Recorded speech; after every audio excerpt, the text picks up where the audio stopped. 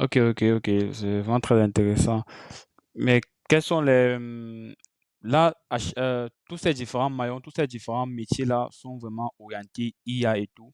Mais quels sont les métiers comme ça les métiers comme ça classiques, bon, je ne veux pas dire classiques, mais les métiers comme ça lambda, on va dire, dans lesquels l'IA peut avoir des applications concrètes en fait. Ouais, Une fois qu'on a fini ce processus, où est-ce qu'on peut l'appliquer voilà. concrètement dans d'autres domaines? Merci pour cette question qui est très intéressante. Comme d'après la définition initiale qui a été donnée, l'intelligence artificielle, c'est pour mimer le comportement humain. Pour mimer le comportement humain, on parle des principes. Soit on va mimer sur les sens qui peuvent être soit visuels, soit liés au cognitif. Maintenant, dans tout domaine où nous pouvons extraire une problématique qui peut être bien spécifiée suivant ces concepts-là, on peut donc utiliser de l'intelligence artificielle. Je vais prendre un exemple, par exemple, lorsque nous faisons les tâches médicales où il est question de faire du diagnostic médical, ce que le médecin essaie de faire, c'est de dire, à partir des connaissances que lui il a eu à acquérir lors de son parcours académique, ces connaissances que Ouais. nous pouvons essayer de faire un mapping avec ce qu'on appelle les données. Donc, à partir des données qu'il a eu à apprendre, il essaye de pouvoir extraire un ensemble d'informations pertinentes qui vont lui permettre de prendre la décision par rapport à un diagnostic précis. Ça veut dire que cette opération est une tâche qui peut être automatisée. Donc, on peut entraîner un modèle d'intelligence artificielle qui sera capable de dire si nous avons ces ensembles de caractéristiques, ici, quand on va parler de caractéristiques, ce qu'on appelle attributs, Ouais. l'attribut peut être de diverses natures, comme j'ai expliqué, soit c'est du texte, soit c'est des images. Il y a donc des modèles qui extraient des caractéristiques pertinentes en fonction du type de données. Et lorsqu'on fait donc cette extraction-là, on pourra donc dire que selon les caractéristiques extraites, lorsque on a telle structure, ceci correspond peut-être à une maladie de paludisme. Lorsqu'on a telle structure, ceci correspond à telle chose, ceci correspond à telle chose, telle chose, telle chose. Ça, c'est appris à partir des données qui Ok, sont ok. fournies à l'intelligence artificielle. Maintenant, lorsqu'on va vouloir déployer cet outil dans un contexte réel, il sera donc question pour l'intelligence artificielle de donner son diagnostic avec ce qu'on appelle le pourcentage de confiance.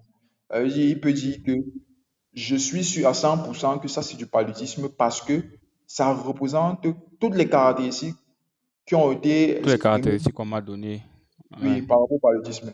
Maintenant, il peut dire, je suis sûr que c'est du Mhm. paludisme à 80% parce qu'il y a une caractéristique qui n'est pas proche de ce qu'on connaît.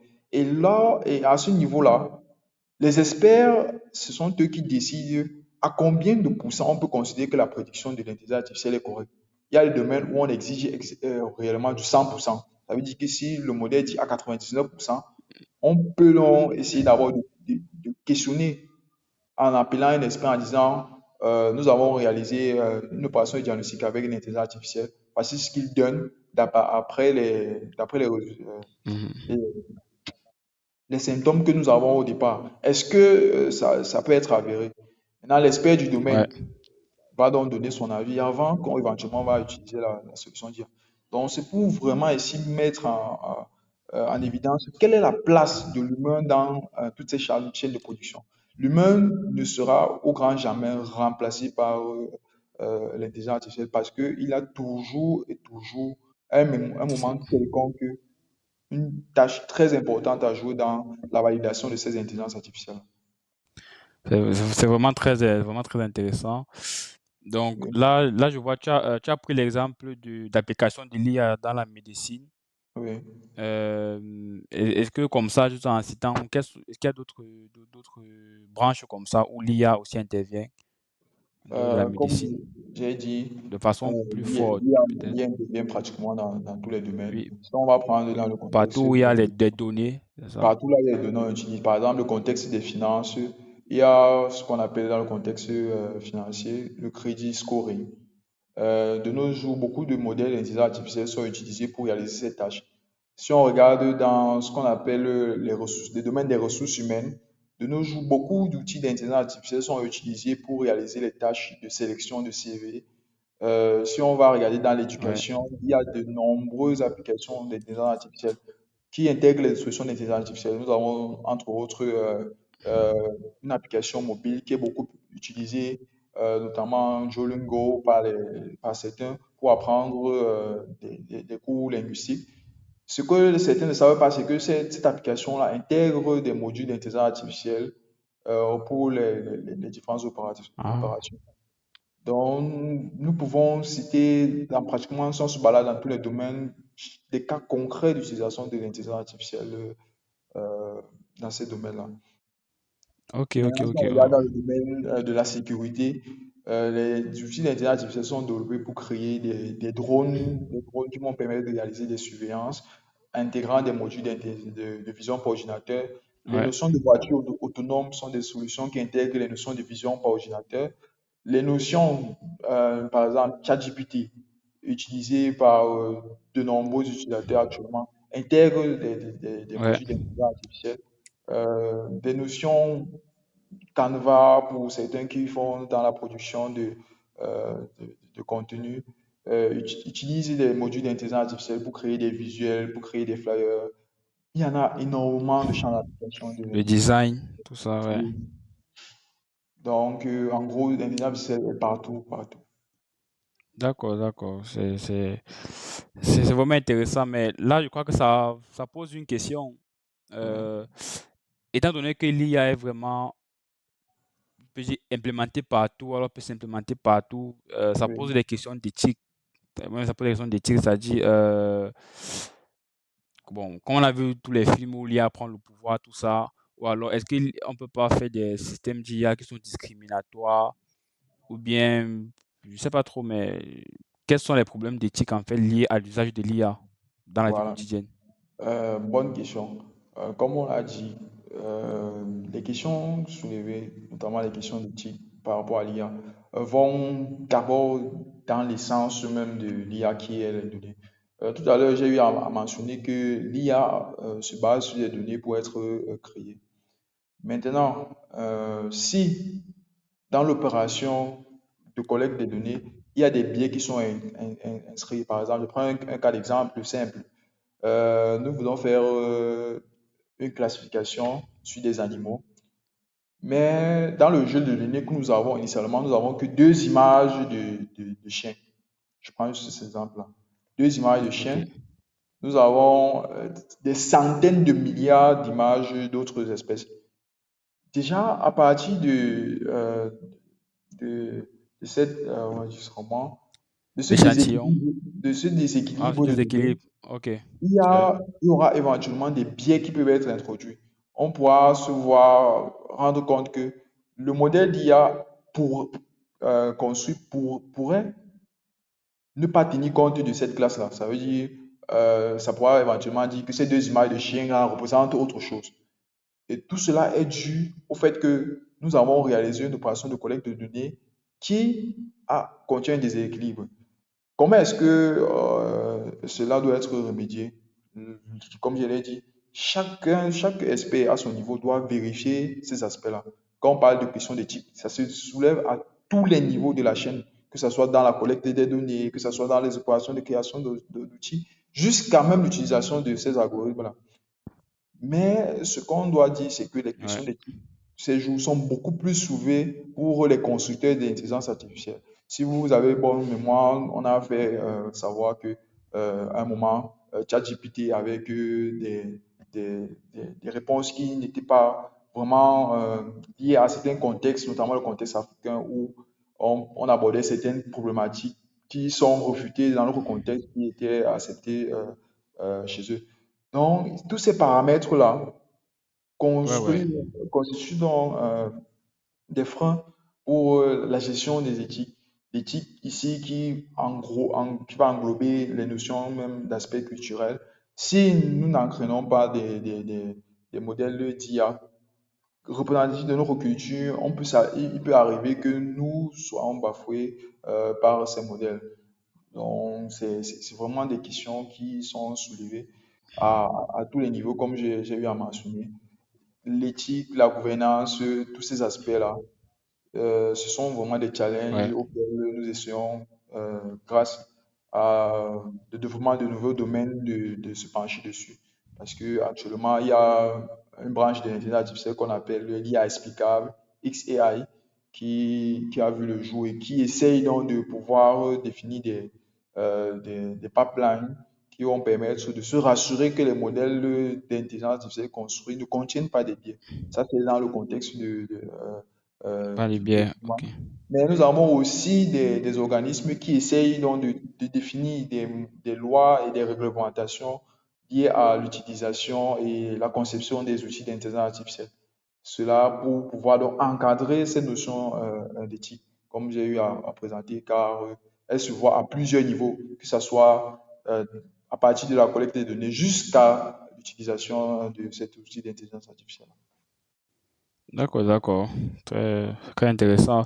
Il y a encore beaucoup de choses à faire. Mais avant de revenir sur l'IA et l'Afrique, parce que je crois, que tu en as un peu parlé là, ça soulève des questions.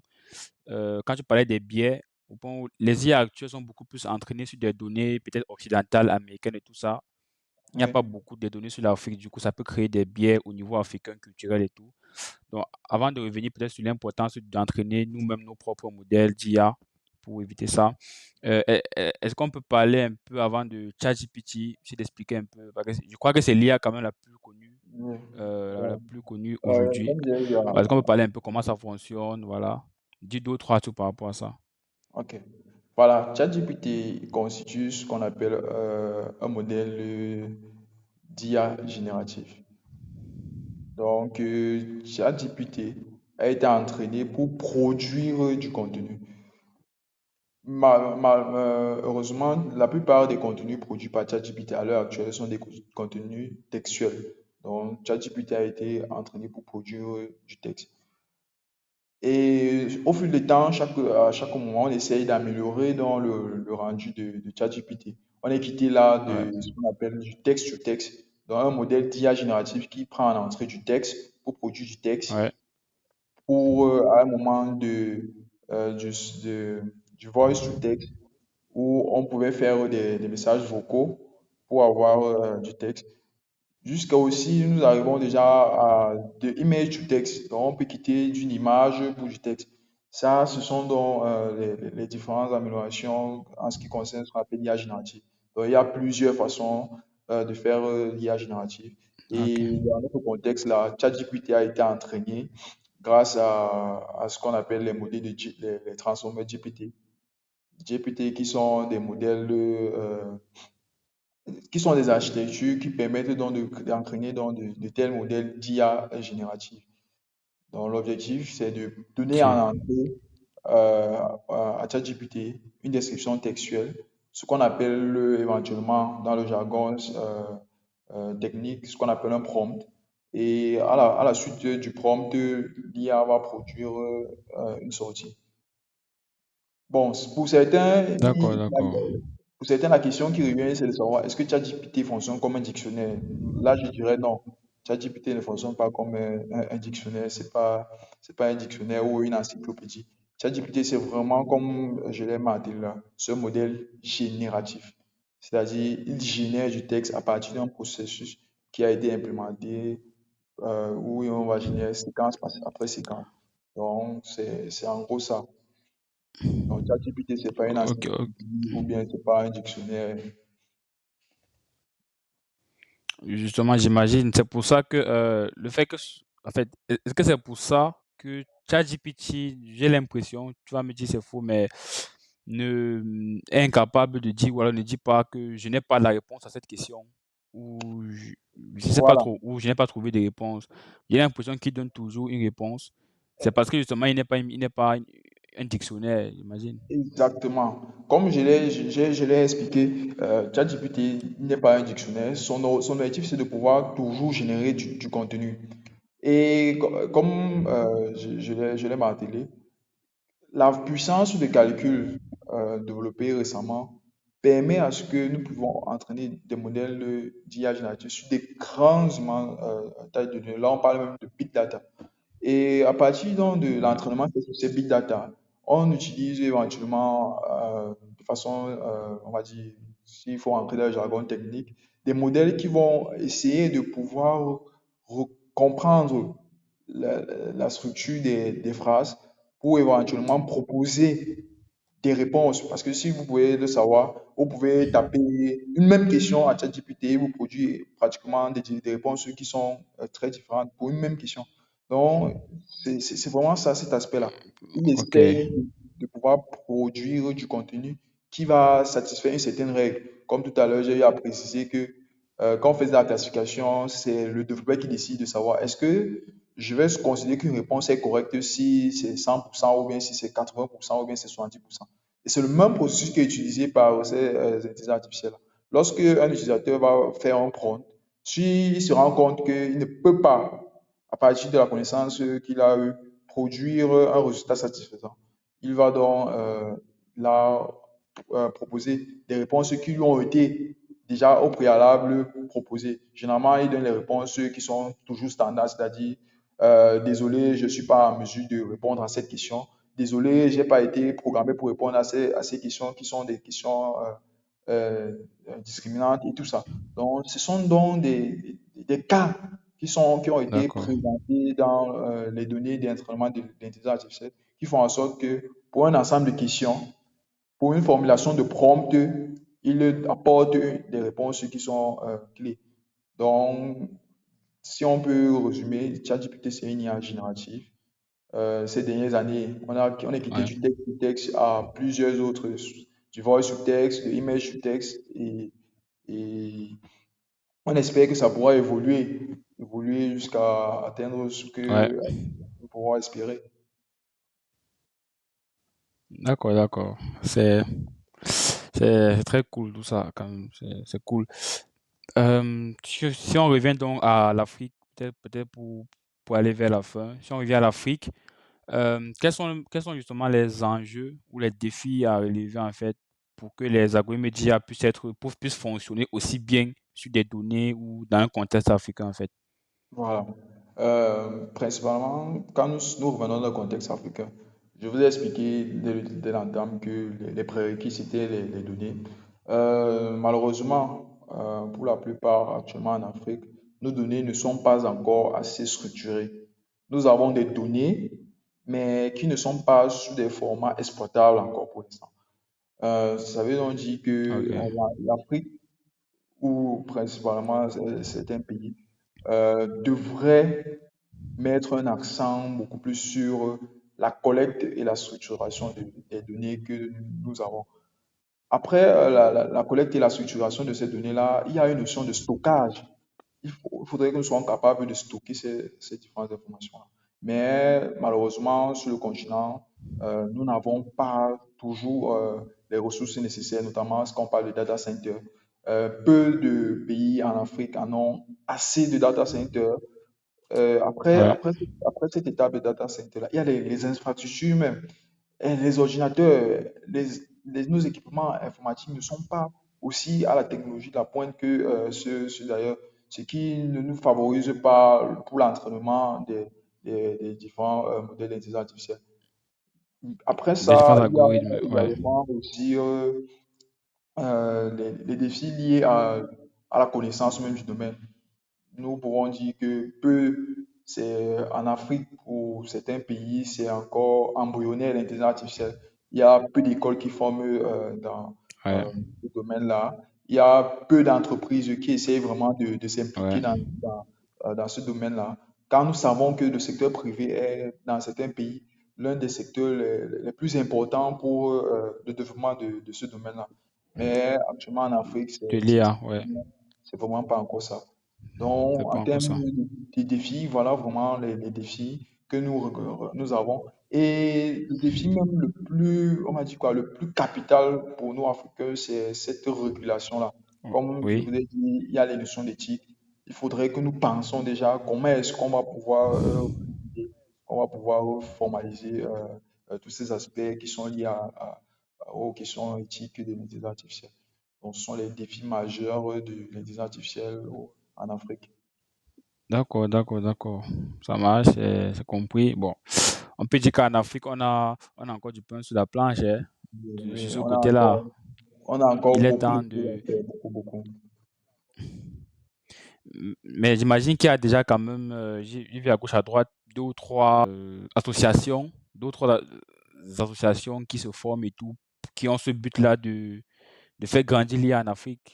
Oui, J'imagine qu'il y oui. a déjà quand même un mouvement. Ou alors il n'y a pas encore, c'est encore vraiment embryonnaire et tout. Bon, ce qu'on peut remarquer, c'est que il y a certains pays en Afrique qui essayent de se démarquer en créant même des Ouais, organisations locales qui vont traiter sur les problématiques liées à l'intelligence artificielle. Il y a également des organisations africaines, quand on va voir des groupes comme par exemple le Deep Learning Indaba, qui est un ouais, organisme qui essaye de prôner l'utilisation des modèles de deep learning dans le contexte de résolution de problématiques euh, africaines. Nous ouais. avons ces exemples-là beaucoup plus dans certains pays aussi. Au Cameroun, il y a une association d'intelligence artificielle Cameroun qui a été inaugurée récemment, dont l'objectif c'est de mettre en relation les Hmm. Cool, professionnels, cool. les chercheurs dans le domaine de l'IA afin de pouvoir résoudre les problématiques de l'intelligence artificielle au Cameroun. Donc, dans certains pays, on essaie déjà de pouvoir créer ces organismes-là, ces communautés-là, pour faciliter dans Ouais. l'utilisation et la compréhension de l'intelligence artificielle. Ok, ok, ok. C'est cool, c'est cool. Ah, c'est super. Et sinon, pour finir, comment est-ce que tu vois l'IA dans 10, 20, 50 ans, je sais pas. À ton avis, comment est-ce que ça va évoluer? Comment est-ce que ce sera dans très longtemps? Ok. Les Bon, perspectives d'avenir. merci pour cette question. Déjà, quand on observe avec les développements et les informations que nous recueillons de jour en jour, nous nous rendons Ouais, compte que l'IA, vraiment, ça va très vite, ça croît à une vitesse exponentielle. Avant, nous étions encore sceptiques sur certaines opérations, sur la possibilité de résoudre cette opération.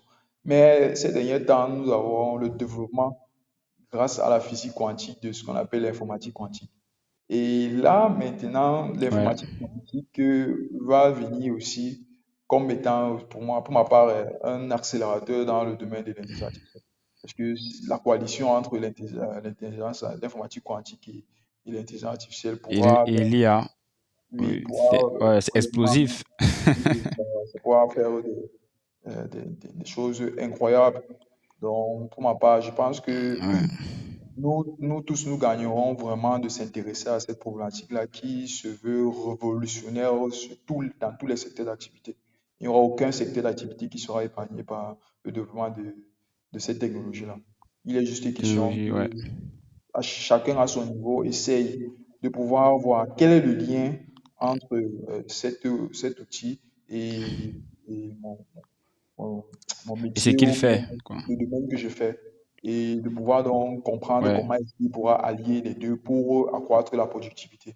Parce que on a beau dire que l'Afrique n'est pas prête pour l'intelligence artificielle, mais à un moment donné, des choses vont être faites et chacun devra ouais, s'y mettre.